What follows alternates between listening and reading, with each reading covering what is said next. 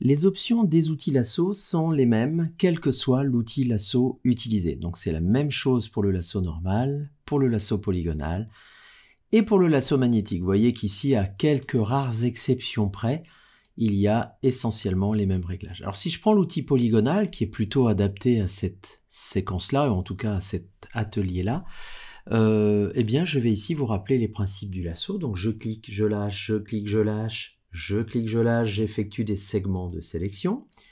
Je n'oublie pas évidemment de finaliser ma sélection en me mettant sur le point de départ.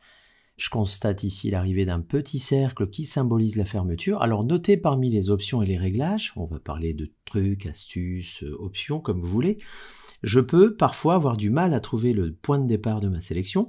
Donc là, notez que si vous double-cliquez, vous pouvez directement finaliser votre sélection. Alors la bonne nouvelle, c'est que la barre d'état ici, contextuel me permet directement de désélectionner si cette sélection ne me plaît pas. Vous voyez, ça me permet de recommencer. Et je peux ici, évidemment, recommencer une sélection. Alors, je vais essayer d'en profiter pour vous montrer une autre astuce qui me semble assez intéressante. Il vous arrivera, et c'est tout à fait normal, de faire des erreurs de sélection. Eh bien, notez que la touche d'effacement, celle qui se situe au-dessus de la touche entrée, et qui, dans Word, par exemple, permet d'effacer des caractères les uns après les autres, eh bien cette touche d'effacement me permet ici, comme un espèce de CTRL-Z spécifique, me permet de revenir segment par segment en arrière. Donc ça c'est assez confortable parce que souvent l'outil lasso polygonal est vécu un peu comme un calvaire par les utilisateurs parce que on a l'impression un petit peu qu'on est obligé de tout finir, un peu stressé, sinon ça ne se passera pas bien. Eh bien la touche backspace, la touche d'effacement, vous voyez, me permet de revenir en arrière et de resituer par exemple une sélection à un endroit où j'aurais mal travaillé. Oui, donc je vais comme ça pouvoir tout à fait décider de suivre. Là, vous voyez, je me suis un peu trompé. Ben, je recommence, hop, je reviens, je fais attention d'affiner ma sélection. Et oui, je vais très facilement pouvoir faire la sélection. Voilà, donc ça c'est intéressant. La touche échappe située en haut à gauche de votre clavier permet de sortir d'une sélection en cours de route, puisque vous voyez qu'ici la barre d'état ne vous permet pas de vous en sortir, puisque vous êtes en train de faire votre sélection, elle n'est pas encore finalisée. Donc pour sortir de ça, vous appuyez sur la touche échappe ou escape située en haut à gauche du clavier, et ça permet de revenir sur une sélection après coup.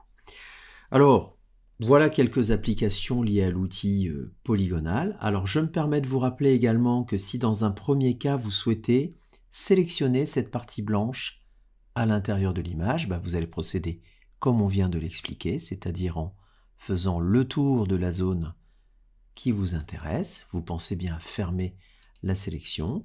Et au même titre que la plupart des outils de sélection, vous avez ici des boutons d'options qui vous permettent naturellement de rajouter pour le bouton numéro 2 une zone de sélection complémentaire. Pourquoi? Tout simplement parce que si je reste sur le bouton numéro 1, je vais faire une nouvelle sélection, mais en perdant la sélection précédente.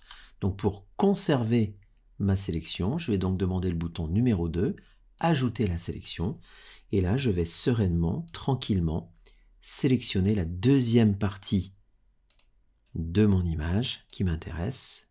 Alors évidemment, vous faites plus ou moins rapidement, mais habituez-vous à le faire sereinement surtout. Et là, vous voyez que j'ai tout simplement pu sélectionner deux parties, la partie bleu foncé et la partie claire à l'intérieur de mon image. Alors parmi les choses intéressantes enfin, il y a dans la barre d'état ici, contextuelle, ce petit bouton de pot de peinture qui permettrait éventuellement de peindre ma zone de sélection, mais aussi la possibilité que j'ai d'intervertir ma sélection. Alors cette sélection, une fois que je l'intervertis, elle va finalement inverser la sélection. Donc ce qui était sélectionné ne sera plus sélectionné. Ce sont les zones qui n'étaient pas sélectionnées qui vont devenir sélectionnées. C'est-à-dire que pour vous montrer un petit peu ce qui s'est passé, j'ai sélectionné la partie blanche tout à l'heure et la partie bleu foncé. J'ai interverti ma sélection avec le bouton ici. Et pour vous montrer ce qui s'est passé en termes de réglage, je vais ici remplir de noir. Alors ça n'a pas de sens graphiquement, mais je vais remplir de noir ces zones-là, et vous voyez bien que ce sont les zones inversées qui ont été prises en compte dans mon coloriage. Dernière option qui me semble intéressante, j'annule avec CTRL-Z, rappelez-vous de la notion de contour progressif.